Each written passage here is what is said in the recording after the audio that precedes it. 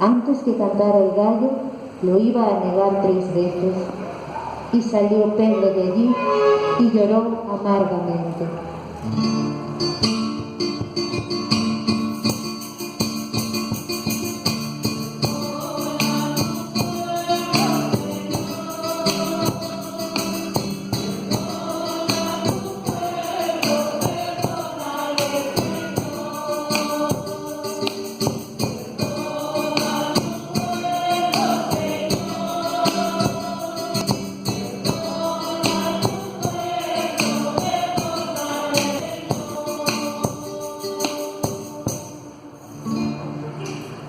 Los hombres que estaban vigilando a Jesús se burlaban de él y lo golpeaban. Le taparon los ojos y le preguntaban: Adivina, ¿quién te pegó? Y lo insultaban diciéndole otras muchas cosas. Cuando se hizo de día, se reunieron los senadores de los judíos, los jefes de los sacerdotes y los maestros de la ley, y llevaron a Jesús ante la Junta Suprema. Allí le preguntaron: Dinos, ¿eres tú el Mesías? Él les contestó: Si les digo que sí, no me van a creer, y si les hago preguntas, no me van a contestar. Pero desde ahora el Hijo del Hombre va a estar sentado a la derecha del Dios Todopoderoso. Luego todos le preguntaron: ¿Así que tú eres el Hijo de Dios? Jesús le contestó: Ustedes mismos están diciendo que lo soy. Entonces ellos dijeron: ¿Qué necesidad tenemos ya de testigos? Nosotros mismos lo hemos oído de sus propios labios. Todos se levantaron y llevaron a Jesús ante Pilato. En su presencia comenzaron a acusarlo diciendo: Hemos encontrado a este hombre alborotando a nuestra nación. Dice que no debemos pagar impuestos al emperador y además afirma que él es el Mesías, el Rey. Pilato le preguntó: ¿Eres tú el Rey de los judíos? Jesús le contestó: Tú lo estás diciendo. Entonces Pilato les dijo a los jefes de los sacerdotes y a la gente: No encuentro ningún delito en este hombre. Pero ellos insistieron con más fuerza: Con sus enseñanzas está alborotando a todo el pueblo. Comenzó en Galilea y ahora sigue haciéndolo aquí, en Judea. Al oír esto, Pilato preguntó si el hombre era de Galilea. Y cuando le dijeron que sí, se lo mandaron a Herodes, que era gobernador de Galilea y que también se encontraba aquellos días en Jerusalén. Al ver a Jesús, Herodes se puso muy contento, porque hacía mucho tiempo que estaba con ganas de verlo, pues había oído hablar de él y esperaba verlo hacer algún milagro. Le hizo muchas preguntas, pero Jesús no le contestó nada. También estaban allí los jefes de los sacerdotes y los maestros de la ley, que lo acusaban con gran insistencia. Entonces Herodes y sus soldados lo trataron con desprecio y para burlarse de él lo revistieron de ropa lujosa como de rey. Luego Herodes se lo devolvió a Pilato. Aquel día se hicieron amigos Herodes y Pilato, que hasta entonces habían estado enemistados. Pilato reunió a los jefes de los sacerdotes, a las autoridades y al pueblo y les dijo: Ustedes me trajeron a este hombre, diciendo que alborota al pueblo, pero yo lo he interrogado delante de ustedes y no lo he encontrado culpable de ninguno de los delitos de que lo acusan, ni tampoco Herodes, puesto que nos lo ha devuelto. Ya ven, no ha hecho nada que merezca la pena de muerte. Lo voy a castigar y después lo dejaré en libertad.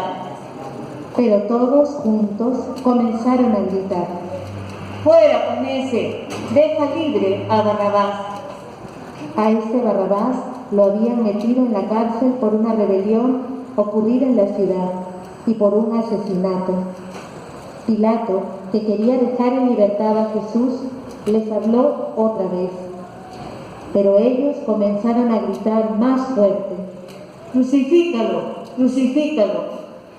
Por tercera vez, Pilato les dijo: Pues, ¿qué mal ha hecho? Yo no encuentro en él nada que merezca la pena de muerte. Lo voy a castigar y después lo dejaré en libertad. Pero ellos insistían a gritos, pidiendo que lo crucificaran. Y tanto gritaron que consiguieron lo que querían. Pilato decidió hacer lo que le estaban pidiendo. Así que dejó en libertad al hombre que ellos pedían, el que estaba en la cárcel por rebelión y asesinato, y a Jesús lo entregó a la voluntad de ellos.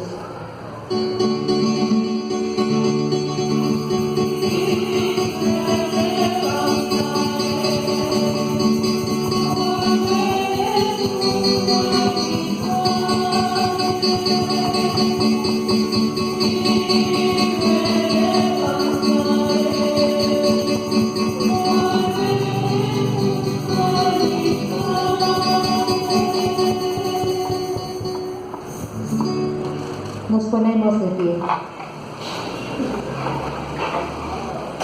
Cuando llevaban a Jesús para crucificarlo, echaron mano de un hombre de Cirene, llamado Simón, que venía del campo, y lo hicieron cargar con la cruz y llevarla detrás de Jesús. Lo seguía una gran cantidad de gente y de mujeres que se lamentaban y lo lloraban. Volviéndose a ellas, Jesús les dijo: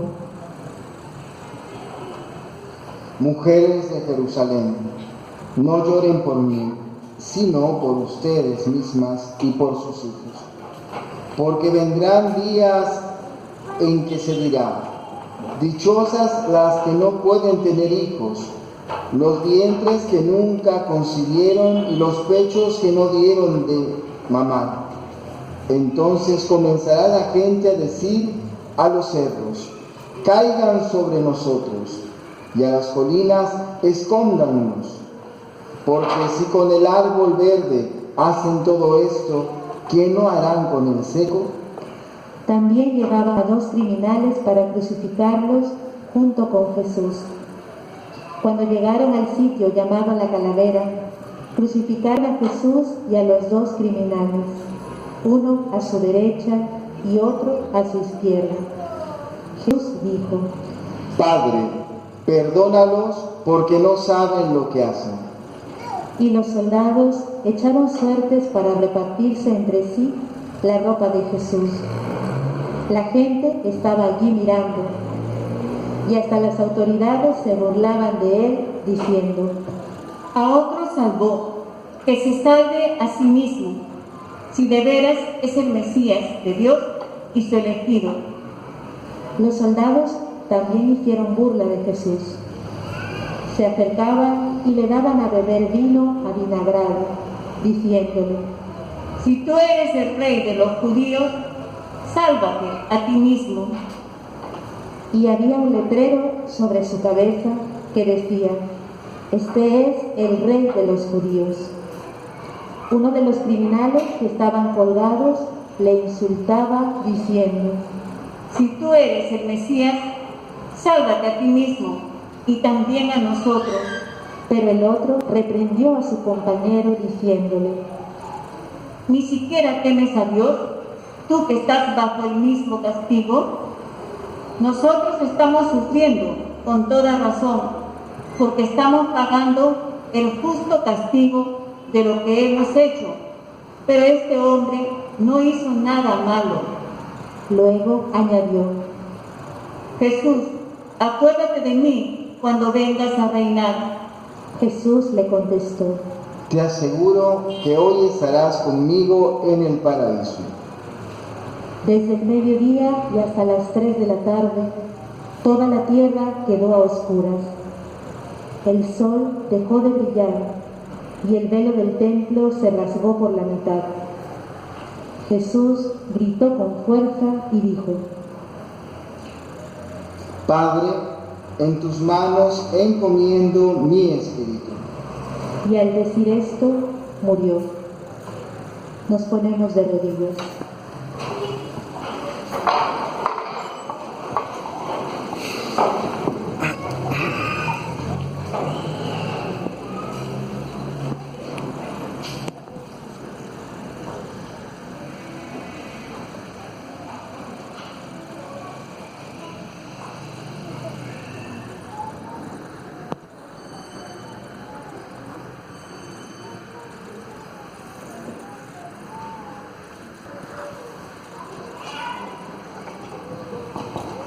De pie.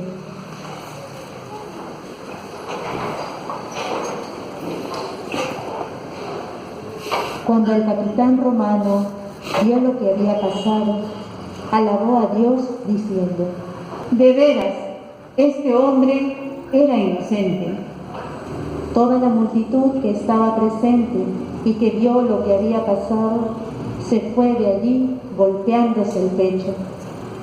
Pero todos los conocidos de Jesús y también las mujeres que lo habían seguido desde Galilea se quedaron allí, mirando de lejos aquellas cosas. Había un hombre bueno y justo llamado José, natural de Arimatea, un pueblo de Judea. Pertenecía a la Junta Suprema de los Judíos. Este José, que esperaba el reinado de Dios y que no había dado su acuerdo a lo hecho por la Junta, fue a ver a Pilato y le pidió el cuerpo de Jesús. Después de bajarlo de la cruz, lo envolvió en una sábana de hilo y lo puso en un sepulcro abierto, en una roca, donde todavía no habían sepultado a nadie. Era el día de la preparación para el día de reposo que estaba a punto de comenzar. Las mujeres que habían acompañado a Jesús desde Galilea fueron y vieron el sepulcro y se fijaron en cómo habían puesto el cuerpo. Y cuando volvieron a casa, prepararon perfumes y ungüentos. Palabra del Señor. Gloria a ti, Señor Jesús.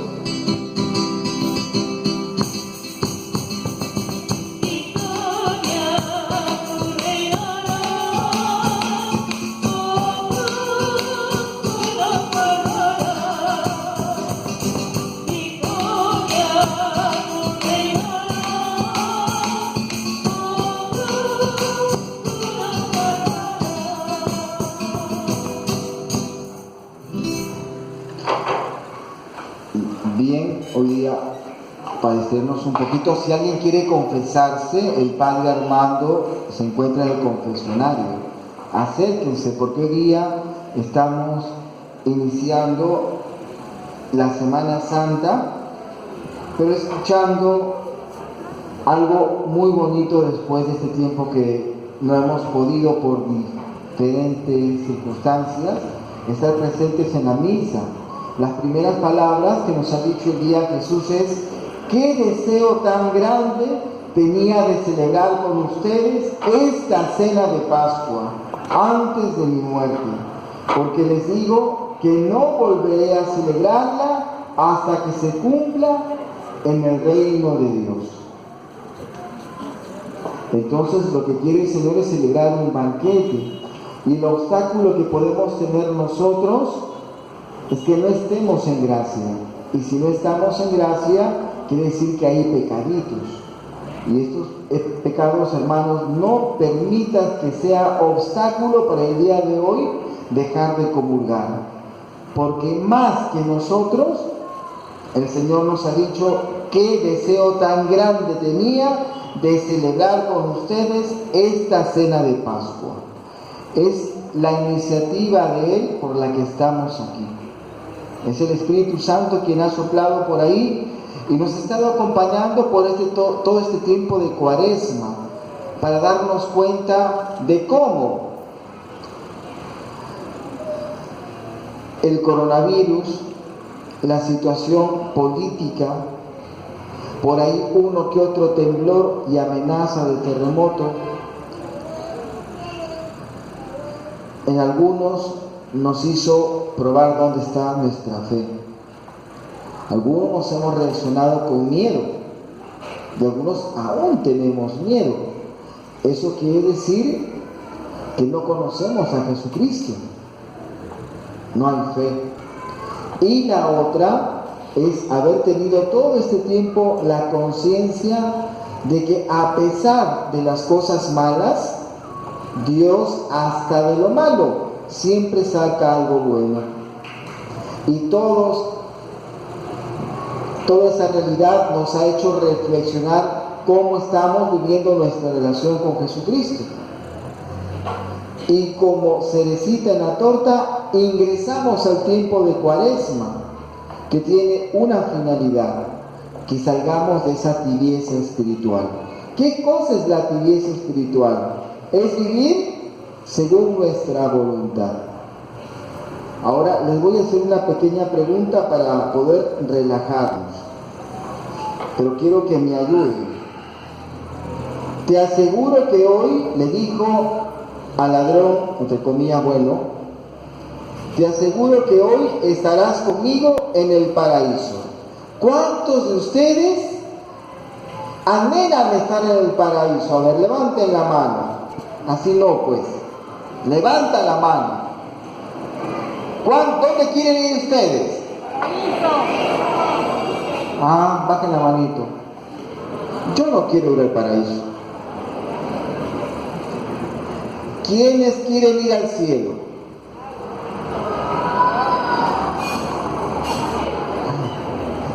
El paraíso fue cerrado cuando pecó Adán y Eva, clausurado, cancelado. Nadie, absolutamente nadie va a ingresar al paraíso. Nadie. Lean el Génesis, se cancela y se pierde el paraíso. ¿Por qué motivo? Vienen las próximas catequesis después. Es que había dos árboles, el árbol de la ciencia del bien y del mal y el árbol de la vida eterna. Entonces, ¿de cuál fruto comió el hombre? Del árbol de la ciencia del bien y del mal. Entonces, ya desobedeció y Satanás quería que la desobediencia sea eterna. Entonces, el segundo paso, ¿cuál era? Comió de este fruto, tenía que comer del fruto de el árbol de la vida eterna. Entonces, antes que coma de ese fruto, Dios por su misericordia canceló el paraíso para nadie, nunca más. Y eso nos ha convenido, porque en vez de ir al sótano, ahora vamos al cielo. Pero muchas veces nosotros nos perdemos el cielo porque queremos llevar nuestra fe ser cristianos según a nuestra manera. A esa actitud se le conoce como tibieza espiritual. Yo llevo, acá veo un par de tortolitos, yo llevo este tiempo de enamoramiento como yo quiero. Toco la mercadería. Yo llevo este tiempo de noviazgo según como yo quiero. Toco la mercadería. Y cuando llega el matrimonio, ¿qué novedad hay? ¿Me dejo entender? Sí, ayúdenme porque están grabando por ahí sin mi autorización, pero ¿ya? Entonces, eso es vivir a nuestra manera. Vivo mi castidad según como yo creo. Vivo mi relación con Dios según como yo creo. Si quiero, voy a misa. Si no quiero, no voy a misa. ¿Ves? Entonces, el Señor no quiere que vivamos en eso. Por eso es importante el paso que vamos a dar el día de hoy. Y qué bueno que estés aquí, porque eso quiere decir que tú tienes una recta intención. Celebrar este tiempo de Pascua donde podemos aprender muchas cosas. Lo primero, la verdad, me emocionó tanto que el Señor me dijera, después de buen tiempo, porque crean que me he estado controlando mucho. Disfruto, le agradezco a Dios que ustedes estén aquí. Y el primero en alegrarse de escuchar a Jesús cuando dice, ¿qué deseo tan grande tenía de celebrar con ustedes esta cena de Pascua? Le decía, gracias Señor, porque también a pesar de mis pecados he llegado aquí. Me has esperado. Y es esa esperanza en ti la que hace que mi vida sea nueva. Yo sé que he sido débil, he tenido mis caídas, he pecado, pero tú no me vienes a acusar, me vienes a perdonar, a ponerme el traje y encima me preparas un banquete. Pero ante una fiesta que es como la que estaba Jesucristo cuando era juzgado, siempre había que soltar a alguien, ¿se acuerda? ¿Quiénes eran los candidatos a ser liberados? ¿Quiénes eran? Barrabás y ¿quién? Y Jesucristo. ¿Y qué se decía de Jesucristo? ¿Qué decía? Se decía, no, él lo decía, que por eso querían hacerle pisar palito hace rato. ¿Qué decía él? ¿Yo soy quién? El Hijo de Dios. Atención, porque los judíos que estaban presentes, ellos también han tenido un tiempo de reflexión. Porque ¿sabes qué significa Barrabás? ¿Alguien sabe? Barrabás es el compuesto de dos nombres, Ben y Abba. ¿Qué significa Abba? ¿Te acuerdas? Papito. ¿Y qué significa Ben? Hijo. ¿Sabes lo que significa Barrabás? Hijo del Padre. Y en el otro lado está el que se dice es el Hijo de Dios. Y está en las profecías que enviará un Mesías, y ese Mesías dará la lucha contra los romanos. ¿Para qué? Para dar la libertad del pueblo. Ahora te pregunto, ¿quién cumple con esas características? ¿El Hijo del Padre o el Hijo de Dios? El Hijo de Dios. Ponte en la mente del judío. El Hijo del Padre, que es Barrabás, así como algunos ministros, ¿no? Con mucho rabo de paja. Y tenemos a Jesús, el Hijo de Dios. Sí, mira, un hombre. Sí, no mata ni una mosca. ¿A quién eliges tú como nuevo Mesías para que seas liberado de este gobierno intrigante? ¿A quién eliges? ¿A quién? Ahora porque lo sabes. Pero después decías, no, Barrabás tiene el perfil para hacerle frente a este gobierno intrigante. Por eso ellos también desde la fe estaban respondiendo honestamente. O sea, no es que sean malos, ¿no? Tampoco no es así. Hay que entrar en la mentalidad de ellos. Lo que sí no hay que destapar es que es clarísimo que algunos fariseos, algunos escribas, sí veían una amenaza en Jesucristo, porque él hablaba con autoridad, no era como los demás. Porque los demás, ¿cómo estaban viviendo? Atención los que dicen el Hijo de Dios el día de hoy, que liberan a Jesucristo. Paren las orejas que viene el café. Entonces, ¿cómo estaban viviendo los fariseos y los escribas que querían a Jesús? Ahí, en esa situación, vivían en una tibieza espiritual. ¿Quiénes aquí estamos viviendo una tibieza espiritual? No estamos solos. Quien esté libre de pecado. Ahora, si no nos confesamos, ya es culpa nuestra. Pero Dios está poniendo los medios para perdonarnos. No nos juzga. Pero nosotros aceptamos a Jesucristo en nuestras vidas. A ver, ¿qué es lo que tengo que hacer? ¿A qué tengo que renunciar para seguir a Jesucristo? Pornografía. Tengo que renunciar a la sexualidad desordenada. Tengo que renunciar al comunismo.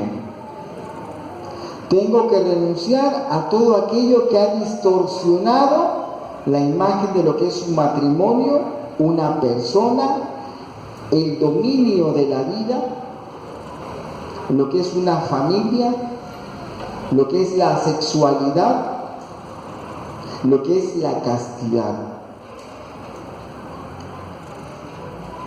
Renunciar a todo eso es vivir una vida en Jesucristo. Ser fieles en el matrimonio, mucho más fácil. Ser fieles y fecundos. Fecundos como la parra de olivo, no con 2 hijos. Ahí ya, para que nos pongamos a pensar, ¿estamos viviendo según el mundo o según Cristo? Por eso, escuchemos bien, dice, porque les digo que no volveré a celebrarla hasta que se cumpla en el reino de Dios. Y el reino de Dios es que Él esté en nosotros. Pero si estamos viviendo en una tibieza espiritual, quiere decir que no queremos que Cristo esté dentro de nosotros. ¿Me estoy dejando entender? Ahora mismo, ¿cuál es el obstáculo para que tú comulgues y no quieres confesarte? Dios nos ha dicho, a ver, ¿cómo te explico? Así dice Jesús, ¿cómo te explico? Tu destino no es el paraíso, es el cielo. Y no conoces el cielo porque estás en las tinieblas. Yo soy la luz del mundo. Yo soy la luz que viene de allá, de donde está Dios Padre. Y yo quiero que ustedes sean la luz del mundo. ¿Recuerdan eso? La oferta es la misma. Yo quiero que tú, si tú, la que está tocando la guitarra, tú, aunque no lo creas, si respondes a Dios, también te vas al cielo. Yo, sí, tú, imagínate. Si lo está haciendo conmigo, ¿por qué no puede hacerlo contigo? ¿No ves de cuánta dignidad me llena Dios a mí? Si yo me saco esto y me ves por la calle, no soy nadie. Pero si tú saludas con mucho cariño, con mucho respeto, no es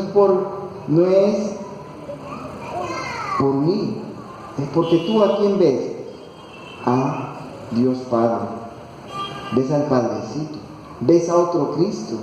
¿Me estoy dejando entender? Pues yo también por eso me emociono hoy día en que tú estés aquí. Porque si tú no venías el día de hoy, de verdad esta misa no era lo mismo. Y Dios va más allá todavía. Que si tú el día de hoy cenas, participas de esta Pascua, estoy en el cielo. Eso es lo que nos está diciendo Jesús a nosotros. ¿Me estoy dejando entender? Hermanos, esta semana tenemos mucho que aprender. Uno de ellos, a dejar de quejarnos de nuestra suerte, a saber donar nuestra vida como lo ha hecho Jesucristo, teniendo plena confianza en Dios. Yo no les voy a dar un ejemplo, porque yo estoy muy lejos, pero le voy a decir del ejemplo de una hermanita en Arequipa, muy particular. De ella aprendí bastante, y siempre está acá en mis labios. Y rezo por ella.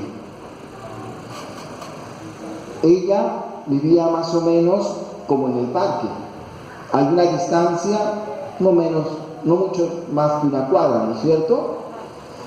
Yo abría la ventana de mi cuarto a las 5 de la mañana y ella cerraba la puerta de su casa a las 5 de la mañana. Yo tenía que listar todo para la misa y abrir la puerta del templo para que vayan llegando para celebrar la misa de las 7. Ya eran las 6, 5:59, la abuelita recién llegaba a tocar la puerta. 1 hora para llegar a cruzar este parque y tocar la puerta del templo. 1 hora. ¿Qué tenía esta abuelita en especial? Me hizo una pregunta, que es una de las 2 preguntas que buenísimas en mi vida.